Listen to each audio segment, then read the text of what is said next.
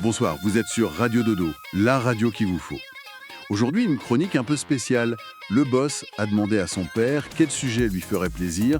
Il lui a répondu « le mémorial de Sainte-Hélène ».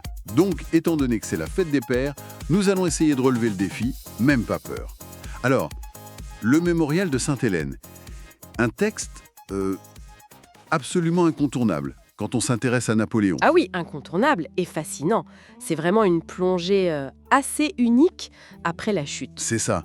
Pour ceux qui connaissent moins, c'est ce recueil de ses pensées, de ses souvenirs, de ses conversations dictées pendant son exil à Sainte-Hélène. Dicté principalement à Emmanuel de Lascaz, qui était devenu son confident, son scribe, on peut dire. Exactement. Lascaz a tout noté, jour après jour, ou presque. Et ça donne ce monument. Oui, un monument, c'est le mot, parce que ce n'est pas juste un journal intime, c'est un mélange. On y trouve de l'histoire vécue, bien sûr, mais aussi des réflexions politiques, stratégiques, et puis des moments plus personnels, plus intimes. Notre mission, si on l'accepte, c'est de saisir l'essence de ce texte, ce qu'il nous dit de Napoléon, à ce moment très particulier de sa vie. Tout à fait. Comprendre ce qu'il a voulu laisser à la postérité à travers les mots de Lascaz. Alors, pour bien comprendre, il faut se représenter le contexte. Sainte-Hélène, c'est pas la Côte d'Azur. Ah non, loin de là. C'est un rocher perdu au milieu de l'Atlantique Sud. L'isolement est total, la surveillance britannique est constante, pesante. Et puis le climat, la chaleur, l'humidité. Oui, absolument. Il souffrait de la chaleur, mais aussi d'insomnie. Il passait beaucoup de temps à l'intérieur, à Longwood House. Et cette routine un peu morne était rythmée par les lectures le matin et surtout... les dictées. Voilà, les longues sessions de dictée avec Lascaz l'après-midi, c'était une occupation majeure. On dit même qu'il se passionnait pour l'atlas historique que Lascaz avait apporté. Une sorte d'évasion virtuelle. Oui, une évasion par la carte, par l'histoire. Ça lui permettait de revisiter mentalement ses campagnes, l'Europe qu'il avait façonnée. C'est très révélateur de cet esprit toujours en activité, même en captivité. Et cet isolement, ce huis clos presque, ça influence forcément le contenu du mémorial. Évidemment. C'est dans ce contexte qu'il faut lire le texte. Ce n'est pas seulement un homme qui se souvient, c'est aussi un homme qui combat encore, sur le terrain de la mémoire cette fois. C'est plus qu'un simple témoignage alors, hein. C'est une stratégie. Bah oui, on peut le voir comme ça. C'est une tentative très consciente de Napoléon de maîtriser son récit historique. De sculpter sa propre statue pour l'éternité, si on veut. Il veut contrôler son image posthume. Exactement. Il revient sur ses grandes campagnes, il justifie ses décisions, il explique ses stratégies. C'est une sorte de plaidoyer, mais un plaidoyer de génie. Il retrace tout depuis ses débuts. Oui, depuis Toulon, là où tout a commencé pour le jeune Bonaparte. Il raconte l'Italie, bien sûr, la campagne fulgurante qui a bâti sa réputation. L'Égypte aussi, cette expédition tellement romanesque et stratégique. Et des batailles plus tardives aussi, j'imagine. Oui, il analyse des moments clés, comme la bataille d'Eckmühl, par exemple. Une victoire tactique brillante contre les Autrichiens, mais il en reconnaît aussi le coût humain. Il justifie ses choix, explique le contexte. C'est vraiment une relecture stratégique de sa carrière. Et il ne parle pas que de bataille. Il commente aussi les gens qu'il a connus. Ah oui, énormément. Il livre ses jugements sur les figures de son époque, parfois avec admiration, comme pour ses maréchaux les plus fidèles. Je pense à Bessières ou à Duroc, le grand maréchal du palais. Il les décrit comme des modèles de loyauté, de droiture. Mais il peut être dur aussi, non ? Très dur. Ses commentaires sur certains de ses ministres, ou même sur des adversaires, il peut être cinglant. On pense à son récit de l'entrevue avec la reine Louise de Prusse à Tilsit. C'est tendu, il ne lui pardonne pas son opposition farouche. Il analyse les caractères, les motivations. C'est un portraitiste assez fin, finalement. C'est fascinant.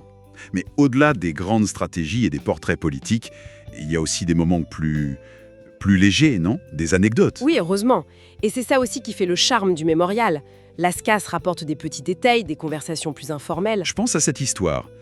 Pendant la campagne d'Italie, Napoléon surpris par une patrouille autrichienne qui doit s'enfuir tellement vite qu'il perd une botte.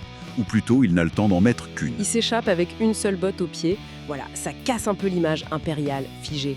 Ça le rend plus humain, presque vulnérable à ce moment-là. Et ça montre aussi le chaos de la guerre, même pour le général en chef. Tout à fait. Et il y a d'autres moments comme ça. Une conversation rapportée où Napoléon réfléchit à la manière de gouverner. Il fait une distinction intéressante. Laquelle ? Il oppose gouverner par la terreur, comme pendant certaines phases de la Révolution, et gouverner par l'énergie et surtout par de bonnes lois. Et il choisit quoi, lui? Il affirme préférer la seconde voie. Il insiste sur l'importance d'un cadre légal, solide, stable. Même si, on sait qu'il incarnait un pouvoir très personnel et très fort.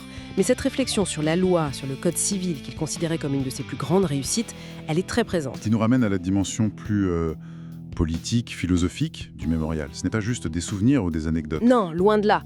C'est truffé de réflexions profondes sur la nature du pouvoir, sur la souveraineté. Il explique qu'il exerce le pouvoir au nom du peuple, une idée héritée de la Révolution, mais qu'il adapte bien sûr. Il justifie son régime, en somme. Oui, il justifie la nécessité de l'ordre après le chaos révolutionnaire. Il défend des actes politiques majeurs. On trouve des jugements assez tranchés sur ces lieutenants, ces maréchaux. Il compare par exemple Kléber, qu'il appelle talent de la nature, Ah oui. à Desaix, qui serait lui le produit de l'éducation et du travail. C'est intéressant comme opposition pour analyser ce qui fait un grand militaire selon lui. Et il y a aussi des figures au destin plus sombre, non ? Je pense à Ney. Oui, absolument. Ney, pour qui il a des mots assez forts, aussi mal attaqué que mal défendu. Il estime que sa condamnation était injuste, qu'elle violait une capitulation sacrée. Cette promesse de sécurité qui n'a pas été tenue, c'est ça. C'est ça. Et puis il y a l'exécution de Murat, qu'il qualifie d'horrible. On sent une certaine amertume, peut-être même un regret qui transparaît. Et comment il utilise ses portraits finalement ? Est-ce juste pour juger ses anciens compagnons ? Je pense que ça va plus loin. Et ce qui est fascinant, c'est comment Napoléon, en parlant d'eux, il éclaire peut-être aussi ses propres succès ou ses échecs. Il analyse leurs forces, leurs faiblesses. Comme pour Murat, par exemple ? Oui, Murat, cette bravoure immense, presque animale, mais peut-être limitée intellectuellement, selon Napoléon. Il l'oppose à Lannes, dont il dit que l'esprit avait grandi au niveau de son courage. Voyez ? Oui, je vois. Ces portraits, ça sert aussi à renforcer son image à lui. L'image du chef suprême, capable de discerner les talents, de comprendre la psychologie de ses hommes. C'est une manière de se mettre en valeur indirectement. Et il ne parle pas que des autres, il revient beaucoup sur sa propre image, j'ai l'impression. Ah oui, énormément. C'est un point central. Il oppose la perception qu'avait le vulgaire, comme il dit. Le vulgaire. Oui, le grand public, peut-être les salons, les élites hostiles. Ceux qui le croyaient sujet à l'épilepsie ou qui l'accusaient d'avoir fait étrangler Pichegru, par exemple. Des rumeurs, des calomnies, selon lui. Et à ça, il oppose quoi ? Il oppose ce qu'il estime être la réalité, bien sûr. Et surtout, il met en avant l'instinct de vérité des simples soldats. Eux, ils le voyaient comme leur père, leur protecteur. Contrairement aux officiers au salon parisien, donc. Exactement. C'est vraiment une thématique clé du mémorial, cette lutte pour le contrôle du récit. Face aux pamphlets, aux caricatures, aux libelles, comme on disait, eh bien Napoléon, via Lascaz, propose sa version des faits, sa vérité. Mais est-ce que ce n'est pas justement une reconstruction très orientée ? Il se présente comme maître de son destin, mais en même temps, il parle beaucoup des circonstances, d'un certain fatalisme. Tout à fait. Il y a cette anecdote assez incroyable où il raconte avoir fait venir dans son cabinet l'étudiant allemand, Staps, qui avait tenté de l'assassiner à Schönbrunn. Il veut comprendre ses motivations, presque dialoguer avec lui. Ça montre cette conscience aiguë du hasard, du destin. Oui, c'est assez frappant comme anecdote. C'est ça qui fait la richesse et aussi l'ambiguïté du texte. Il mélange la grande histoire, les réflexions stratégiques et puis des détails très personnels, très intimes. On a aussi des souvenirs de jeunesse qui ressurgissent. Ah oui, par exemple ? Il évoque sa rencontre, quand il était jeune lieutenant à Valence, avec une certaine Madame du Colombier, qu'il avait pris sous son aile. Ou alors sa présence à Paris lors de la journée du 10 août 792, quand le palais des Tuileries a été pris d'assaut. Il raconte avoir observé la scène depuis la boutique d'un marchand de meubles, rue Saint-Honoré. Incroyable. Ces détails, ça le rend plus humain, peut-être ? Oui, je pense que c'est le but recherché. Ça vise à humaniser l'empereur déchu, à montrer l'homme derrière le mythe, à rappeler aussi son parcours exceptionnel, parti de rien ou presque. Mais attention, même ses réflexions plus sérieuses sur la politique internationale, ses jugements sur les hommes d'État anglais comme Pitt et Fox, ou ses grands projets pour l'Europe. Des projets comme quoi ? Oh, des plans assez grandioses, Créer un système de canaux transeuropéens, unifier les poids et mesures, les monnaies, créer une sorte d'union des nations européennes. Bon, c'est vu rétrospectivement, évidemment. Bien sûr. Mais tout cela participe aussi à cette construction de sa stature historique. Et il y a aussi des moments où il tente de justifier ses actions passées, non ? L'Espagne, par exemple, ça revient souvent. Oui, l'intervention en Espagne. C'est un point sensible. Il affirme qu'il voulait au fond délivrer les Espagnols de leur hideuse institution, leur apporter les Lumières, une constitution libérale. Tout en admettant avoir peut-être agi un peu vite. Exactement. Il pensait d'avoir, peut-être, trop légèrement changé leur dynastie, mis son frère Joseph sur le trône. Alors, est-ce que c'est crédible comme justification a posteriori depuis Sainte-Hélène? C'est une autre question. Oui, on sent la complexité. C'est ça. Il y a cette citation qui frappe. De mon temps, tous les corps constitués ont été purs, irréprochables. Ils agissaient par conviction. Par corps constitué, il parle des grandes institutions, le Sénat, ce genre de choses. Ça semble une vision très embellie, non? Tout à fait, tout à fait. Il balaye les critiques de l'époque, notamment celles qui accusaient le Sénat de flagornerie, de servilité. Il met ça sur le compte de la malveillance ou de la bêtise. Il parle même d'un esprit d'envie, de détraction et de moquerie qu'il associe à l'esprit français, en quelque sorte. C'est une défense évidente pour légitimer son régime, c'est clair. Prenons son jugement sur Alexandre Ier de Russie. D'abord, c'est un allié, puis le tsar devient, selon Napoléon, l'instigateur principal de la coalition contre lui en 1815. Il se sent trompé et joué. C'est fort comme mot. Oui, et ces relations fluctuantes, c'est en plein fil rouge. Le mémorial laisse entrevoir les non-dits, les ressentiments. On pense au rôle possiblement joué par Talleyrand au Congrès de Vienne. Est-ce qu'il a, comme certains le suggèrent, envenimé les choses en rapportant à Alexandre des propos vrais ou faux, d'ailleurs, de Napoléon, qui auraient pu blesser l'orgueil du tsar? Le mémorial est aussi un miroir de ces jeux diplomatiques et des égos de l'époque. C'est fascinant. Et puis sa pensée stratégique. Elle transparaît tout le temps, même avec le recul. Par exemple, son récit de la première campagne d'Italie en 1796. Il admet lui-même l'infériorité numérique écrasante de son armée face aux Autrichiens au début. Il y a des moments très touchants, comme quand il évoque la mort du maréchal Lannes sur le champ de bataille. Une scène poignante. Mais aussi des jugements très durs. Très dur, oui. Bernadotte, par exemple, devenu roi de Suède, Napoléon est convaincu qu'il paiera cher sa trahison. Il parle aussi de sa famille, de ses adversaires, des conspirateurs comme Georges Cadoudal. Et le tsar Alexandre, il avait eu une forme d'amitié, non? Oui, une amitié forte, puis une rupture brutale. C'est un autre regret, une autre relation complexe qu'il ressasse. Comment se voit-il, lui, dans l'histoire à ce moment-là? Il a une conscience de son rôle historique, c'est certain. Il se voit comme celui qui a modernisé la France, qui a affranchi les Gaulois, créé de nouveaux intérêts, consolidé la Révolution d'une certaine manière. Mais avec une forme de fatalisme. Oui, il y a cette phrase étonnante où il dit « Je n'ai jamais été réellement tout à fait moi ». Comme s'il avait toujours été poussé par les circonstances, jamais totalement maître de son destin. C'est à la fois une justification et peut-être une part de vérité. Passons peut-être au pape Pie VII. Alors là, Napoléon le décrit comme un bon, doux et brave homme. Oui, il y a une forme de respect. Mais il détaille aussi, sans phare, ses tentatives pour obtenir des concessions. La Romagne, une déclaration contre les libertés gallicaines de 1682, ses principes d'autonomie de l'Église de France, c'est ça. C'est tout à fait ça. Et Napoléon admet avoir utilisé la consultation des évêques comme une manœuvre pour gagner du temps. Une tactique dilatoire. Ce passage, il est fascinant, parce qu'il montre à quel point Napoléon était conscient de son ascendant psychologique sur le pape. Il dit lui-même « J'en eusse fait ce que j'aurais voulu ». Et ça mène au Concordat de Fontainebleau. Ah oui, où le pape renonce temporairement à son pouvoir politique, son pouvoir temporel. Exactement. Sous pression, évidemment. D'ailleurs, Napoléon note que le pape l'a regretté presque tout de suite, poussé par ses conseillers. Et il y a un détail intéressant aussi. Le pape refuse de lui imposer la communion publique, par peur d'un sacrilège, si jamais la foi de l'empereur n'était pas sincère. Ça suggère quand même une sorte de résistance morale chez Pie VII, malgré tout. Oui, cette dualité est frappante. Respect apparent, manipulation. Bon, et pour finir, la campagne de Russie, l'incendie de Moscou. Ça l'a marqué, visiblement. Ah oui, profondément. Il parle d'une catastrophe. Il dit même que ça surpasse les fictions de l'incendie de Troie. Il décrit un océan de feu, une ville vidée si vite que les gens ont tout laissé, même des diamants. Incroyable. Et il insiste sur un point. Pour lui, ce ne sont pas les habitants qui ont mis le feu. Il dit même qu'ils ont livré les incendiaires. Mais le plus important pour Napoléon, c'est le « et si ». Le scénario alternatif. Voilà. S'il avait pu passer l'hiver là-bas, à Moscou, il était persuadé qu'au printemps suivant, il aurait pu maîtriser l'Empire russe. Pour lui, la paix signée à Moscou, ça aurait été la clé de tout. La clé de son système européen. C'est ça. Le début de la sécurité en Europe, la fondation de son système européen. Il parle même d'un projet de congrès des souverains, une sorte de sainte alliance avant l'heure, pour gérer le continent en famille. Une vision d'ordre, mais un ordre imposé par sa victoire, bien sûr. Ah oui, c'est un thème récurrent.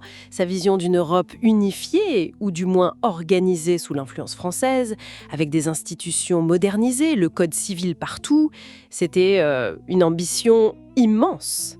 Presque une utopie vue rétrospectivement. Une Europe contre l'Angleterre, surtout. Bah oui, c'est l'ennemi juré, l'ennemi commun, le perfide Albion. Il ne cesse de critiquer sa politique, son hégémonie maritime et commerciale. Et c'est là qu'intervient le blocus continental. Exactement. Il le justifie longuement dans le mémorial. Comme une arme de guerre économique indispensable pour forcer l'Angleterre à la paix, pour l'asphyxier en lui fermant tous les ports du continent. Même s'il admet que c'était difficile à tenir et coûteux. Oui, il en reconnaît les difficultés, les souffrances que ça imposait même aux alliés de la France et à la France elle-même, mais pour lui c'était le seul moyen face à la suprématie navale anglaise. C'est une vision très géopolitique de son règne qu'il expose là. C'est passionnant de l'entendre, de le lire, développer tout ça. Mais il y a toujours cette question qui plane. C'est la voix de Napoléon, d'accord, mais c'est filtré par Lascaz. C'est le point essentiel, la question de la médiation. On ne lit pas un journal écrit de la main de Napoléon, on lit le récit de Lascaz qui retranscrit, organise, met en forme les paroles de l'empereur. Il y a forcément un filtre, une mise en scène, une idéalisation probable. On ne saura jamais exactement mot pour mot ce qui a été dit. Est-ce que ça diminue la valeur du mémorial ? Non, je ne crois pas. Il faut juste en être conscient. C'est la voix de Napoléon telle que rapportée et orchestrée par Lascaz. Mais même avec ce prisme, la richesse est phénoménale. C'est une source absolument unique pour comprendre comment Napoléon voulait être vu. Pour comprendre son auto-analyse. Et surtout, la construction de son propre mythe. C'est ça qui est incroyable. À Sainte-Hélène, défait, prisonnier, il livre sa dernière bataille, celle de la postérité.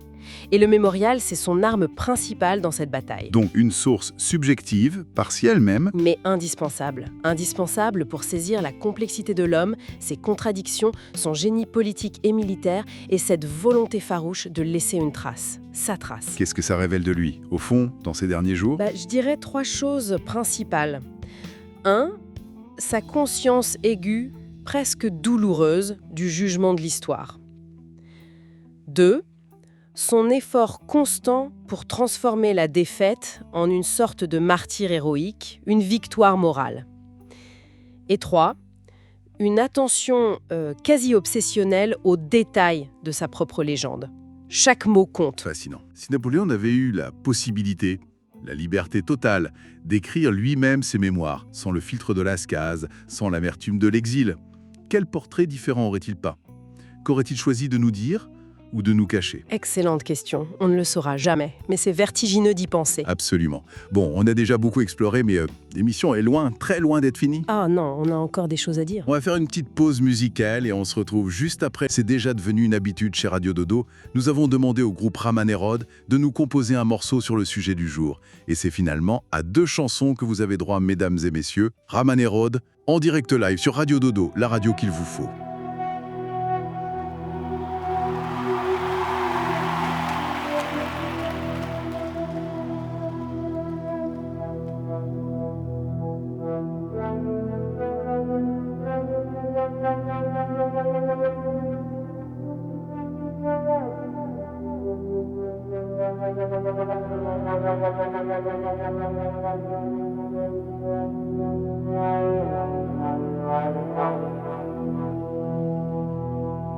Sur Sainte-Hélène, mon dernier rocher, mes pensées profondes, je dois les coucher.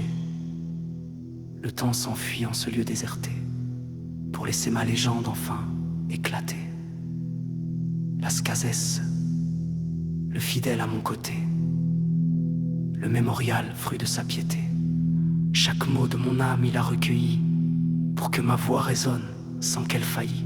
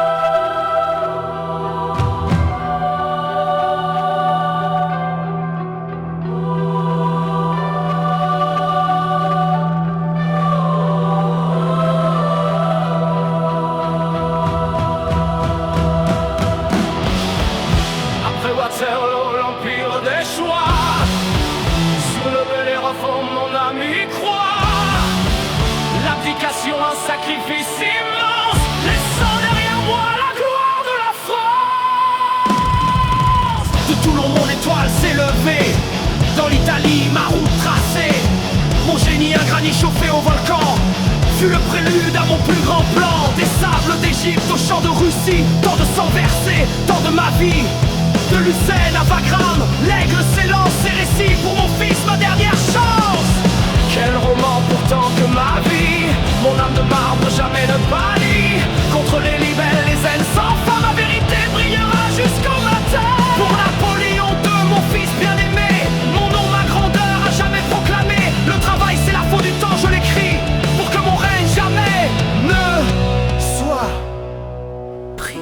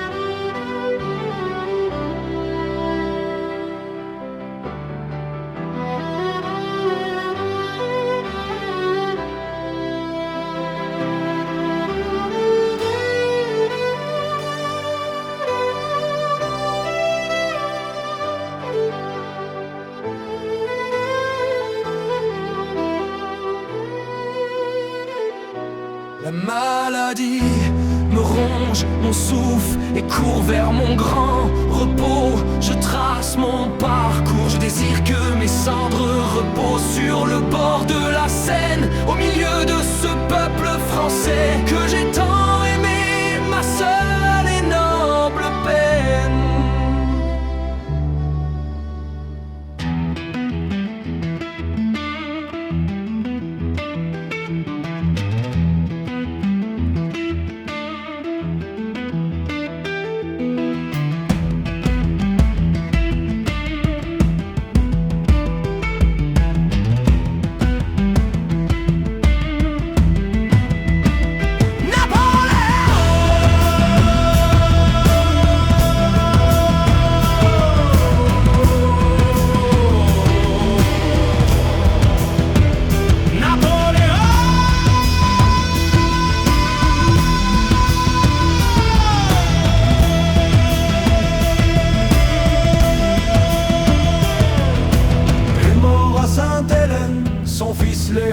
Crevé le bidon, on l'a retrouvé assis sur une baleine, en train de bouffer les fils de son caleçon. Napoléon est mort à Sainte-Hélène, son fils Léon lui a crevé le bidon. On l'a retrouvé assis sur une baleine, en train de manger une tranche de saucisson. Napoléon est mort à Sainte-Hélène, son fils Léon lui a crevé le bidon. On l'a retrouvé assis sur une baleine, en train de sucer des arêtes de poisson.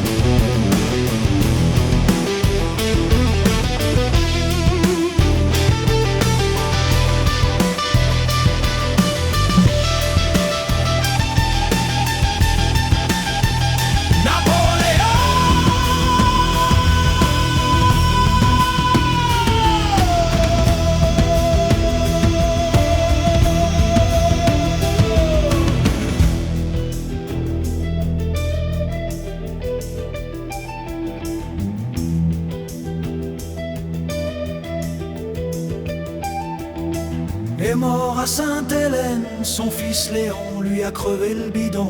On l'a retrouvé assis sur une baleine, en train de bouffer les fils de son caleçon.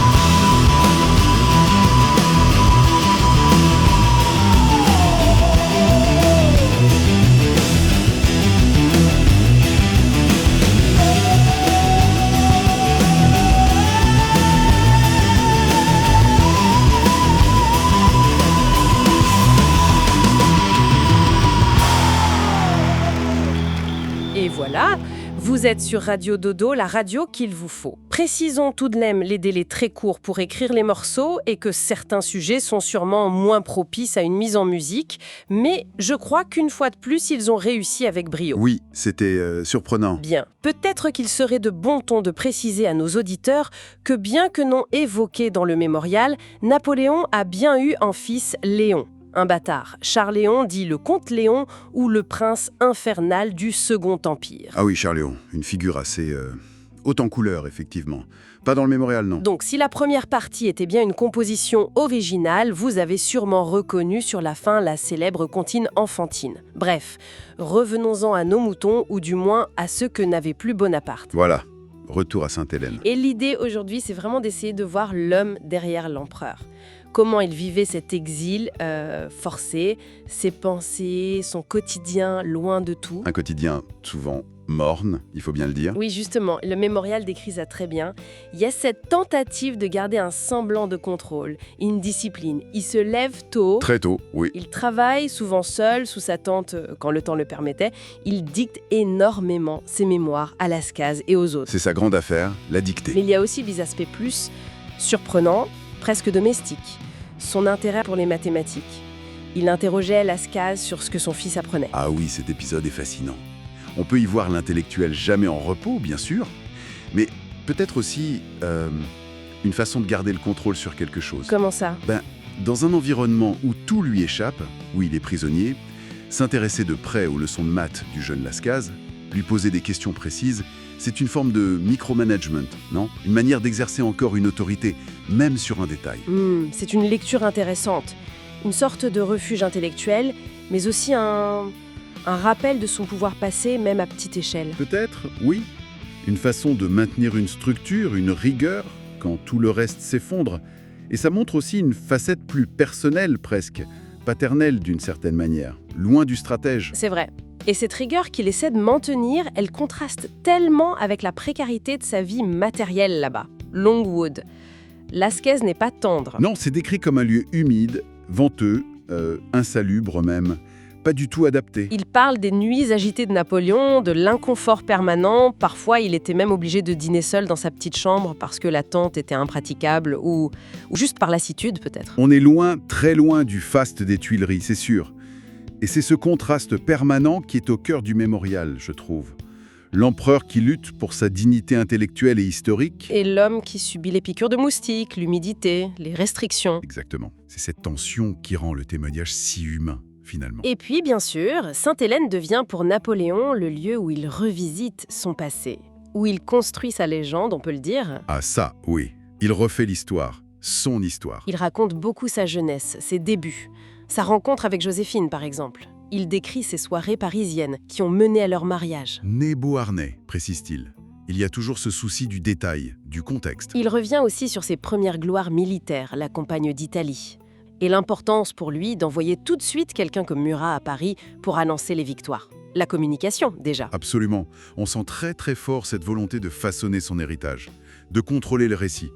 C'est particulièrement frappant quand il justifie ses décisions politiques majeures. Le 18 Brumaire, par exemple, le coup d'État. Oui, il le présente comme une nécessité absolue. Il dit quelque chose comme « La patrie sans nous était perdue et que nous la sauvâmes ». C'est une légitimation a posteriori, très claire. Il fallait sauver la France, donc l'acte était justifié. C'est intéressant de voir comment il se positionne aussi sur des sujets comme la religion ou les émigrés. Il se défend d'avoir été anti-religieux. Il met en avant son pragmatisme, sa volonté de pacification. Il dit avoir aidé les prêtres par raison et équité. Pareil pour les émigrés. Il affirme ne pas avoir appliqué les lois les plus dures contre ceux qui revenaient. Tout ça participe de la construction d'une image, celle d'un homme d'État pragmatique, juste, au-dessus des partis. Est-ce que c'est entièrement vrai? Est-ce que c'est juste une réécriture? C'est toute la question avec le mémorial. Il y a sûrement des deux, une part de conviction et une conscience aiguë de parler pour l'histoire. Sans doute. Et puis il y a cette anecdote qu'il livre sur le fait qu'il s'exposait souvent personnellement au danger pendant les batailles. Ah oui, mais qu'il interdisait formellement qu'on en parle. Exactement. Pour ne pas déstabiliser l'Empire, dit-il. Là encore, c'est une manière de polir sa statue, non? Le chef stoïque qui risque sa vie mais protège son peuple de l'inquiétude. C'est très napoléonien comme image. Et à côté de ces grandes réflexions sur le passé, il y a le présent de l'exil. Et là, un nom revient sans cesse, Sir Hudson Lowe. Le gouverneur britannique, la bête noire de Napoléon à Sainte-Hélène. Le mémorial est rempli des frictions, des tensions quasi quotidiennes avec lui. C'est incessant. Oui, Lascaz rapporte ça en détail. Chaque petite chose devient un prétexte à conflit. Une autorisation refusée pour voir son valet de chambre malade. Des disputes sur la quantité ou la qualité du vin fourni. Des livres qui lui sont adressés mais que Lowe retient ou inspecte méticuleusement. Ces accrochages peuvent sembler triviaux, mais ils sont essentiels pour comprendre la psychologie de la captivité. C'est une guerre d'usure en fait. C'est tout à fait ça.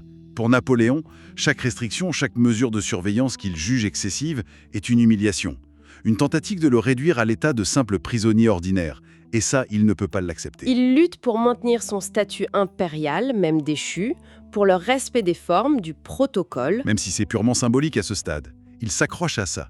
D'où ses protestations constantes, ses lettres indignées. Il va même jusqu'à dire, je crois, que certaines actions ou lettres de Lowe sont tellement insultantes que, dans d'autres circonstances, ça mériterait un duel. Ça montre à quel point c'est vécu sur le plan de l'honneur personnel. Pour lui, Lowe n'est pas seulement un geôlier, c'est quelqu'un qui manque aux convenances, qui ne respecte pas son rang passé. Et Lowe, de son côté, il applique les ordres de Londres, peut-être avec un peu trop de zèle. C'est possible. Difficile de juger. Il avait une mission très délicate. Garder l'homme le plus célèbre et le plus redouté d'Europe. Il était probablement sous pression. Mais son attitude, son manque apparent de tact, ont clairement envenimé les choses. Donc ce mémorial, finalement, c'est un tableau incroyablement riche et complexe. Oui, on y voit tout. L'homme confronté à l'isolement, aux petites et grandes frustrations de la captivité. Et le stratège politique qui ne désarme pas, qui livre une dernière bataille, celle de sa mémoire, de son image pour la postérité. Et ça nous amène peut-être à une question.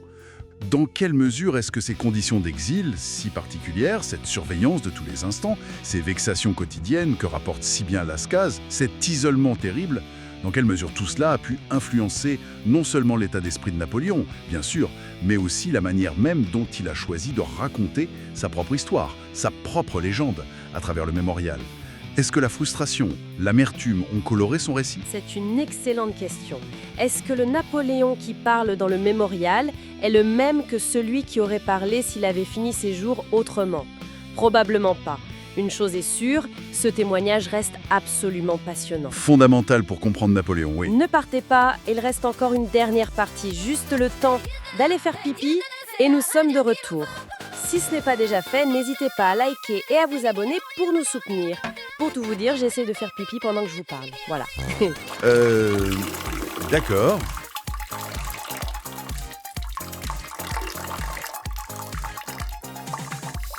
Ah, c'était rapide. Nous pouvons donc enfin nous attaquer à la dernière partie de cette discussion consacrée à Napoléon, ou du moins au mémorial de Sainte-Hélène. Surtout ne partez pas, nous aurons à la fin une toute dernière surprise pour vous. Oui, exactement. Ce mémorial, rédigé par Lascaz, son parcours est, assez révélateur. Il vient de la vieille noblesse, il a émigré pendant la Révolution, il a même été officier de marine, il était à Quiberon lors de la tentative de débarquement royaliste. Bon, sans combattre, il faut le préciser. Ah oui, quand même. Et il ne se rallie à Napoléon que tardivement, c'est ça? Exactement. Après Tilsit seulement. Il répond en fait à cet appel que Napoléon avait lancé aux anciennes familles pour qu'elles rejoignent l'Empire. D'accord, il est assez déterminé. Ah oui, carrément. On a retrouvé des lettres assez incroyables. Dès 1808, il écrit à Talleyrand. Il cherche à obtenir une place de chambellan et pour ça, il met tout sur la table. Sa naissance, ses fameux services héréditaires. Et même son atlas historique, il en parle dans ses lettres. Absolument. Il se présente comme l'auteur de l'atlas historique et il dit qu'à ce titre, il est comblé déjà des bontés de son Altesse. Il espérait clairement la Légion d'honneur pour ce livre. Ça en dit long quand même, sur ses ambitions de départ, non? Il cherche la reconnaissance impériale. Tout à fait. C'est une vraie démarche pour intégrer le cercle proche du pouvoir. Il écrit « vouloir se donner l'empereur pour chef ». C'est très clair. Et Napoléon, comment il réagit? Il le remarque tout de suite? Justement, pas vraiment, semble-t-il. Les sources suggèrent que Napoléon ne l'a pas particulièrement distingué au début. Lascaz a dû insister. Il n'obtiendra pas la Légion d'honneur pour son atlas d'ailleurs. Mais il sera fait chevalier de l'Ordre de la Réunion un peu plus tard, en 1813. Et quelques années après, le voilà qui décide de suivre Napoléon à Sainte-Hélène. C'est un sacré virage. C'est ça qui est fascinant. Cet homme qui semblait courir après les honneurs, les titres, Il se retrouve volontairement dans cet exil terrible. Misère, surveillance constante. Il partage le quotidien très difficile de Napoléon prisonnier. Et c'est là qu'il commence son travail de chroniqueur. Il se met à noter presque tous les jours les paroles de l'empereur. Oui, scrupuleusement.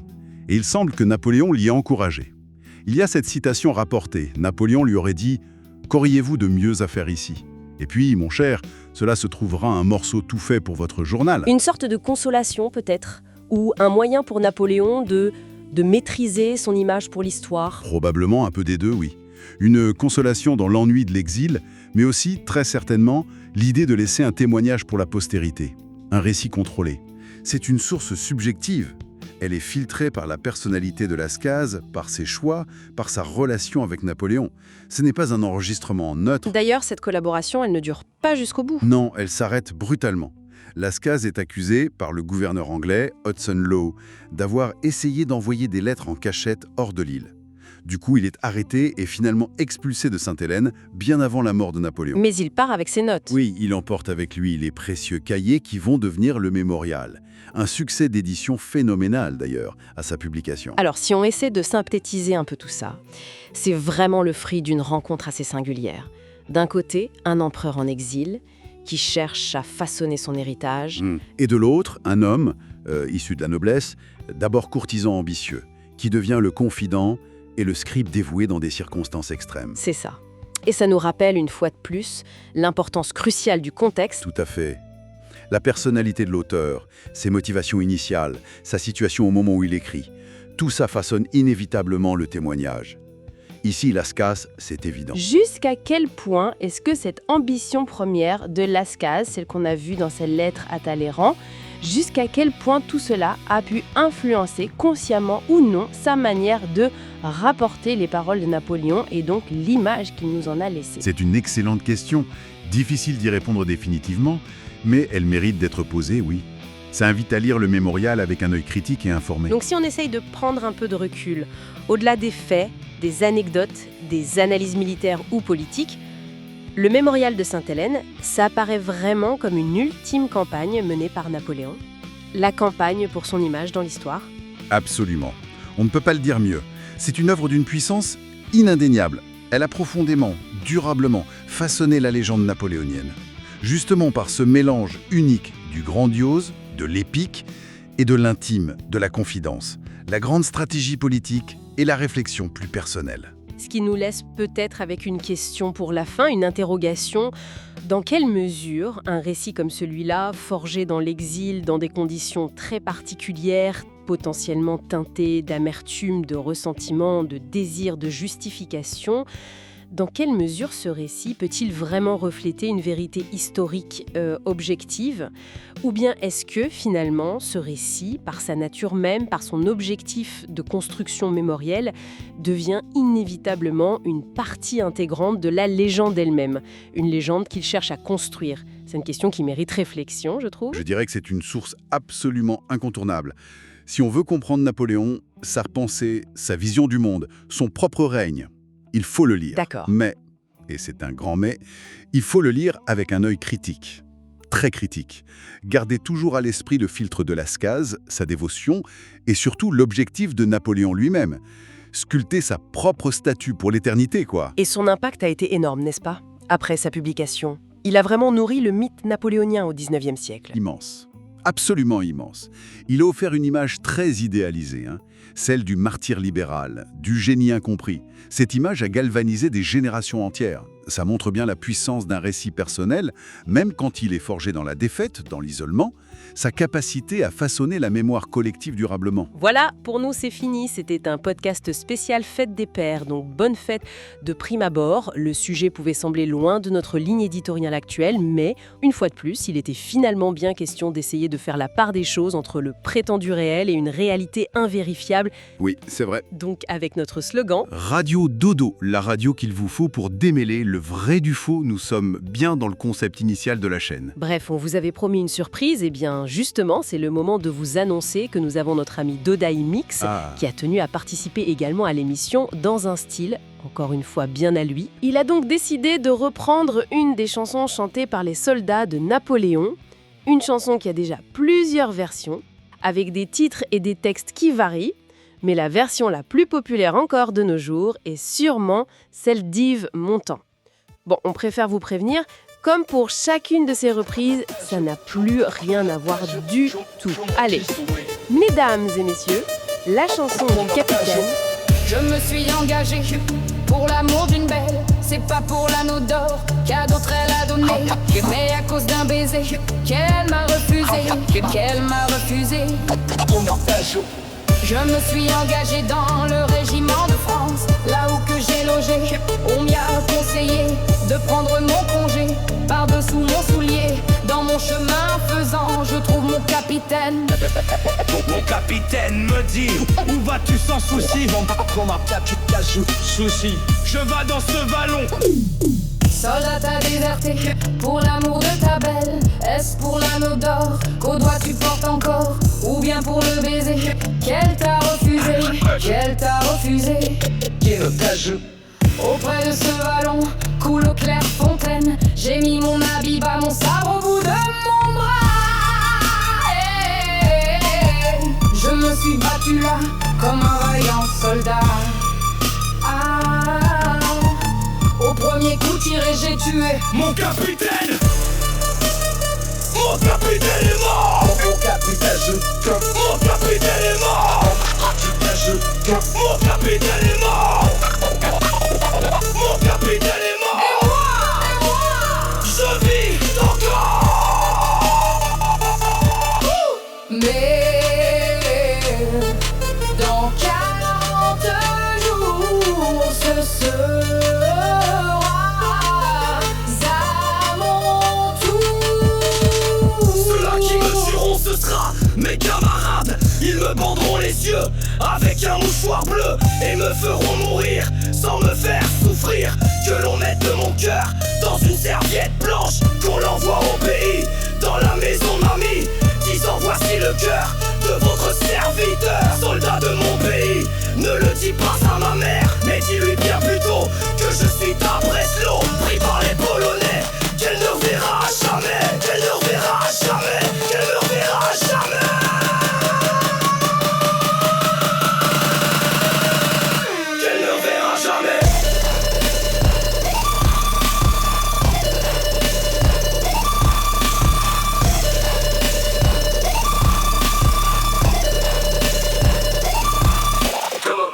Je me suis engagé pour l'amour d'une belle. À cause d'un baiser qu'elle m'a refusé. À cause d'un baiser qu'elle m'a refusé. Mon capitaine est mort. Mon capitaine est mort. Je vis encore. Le mec est sweet. Nous souhaitons donc une bonne fête des pères à Charles et nous espérons avoir réussi à lui apprendre 2 ou 3 petites choses qu'il ne savait pas déjà. Et je crois savoir que cela devrait également intéresser le fils de ses voisins qui pourra certainement nous dire si nous avons fait des erreurs. Donc bonne fête à Charles. Si ce n'est pas déjà fait, n'hésitez pas à liker et à vous abonner pour nous soutenir. À très bientôt sur Radio Dodo.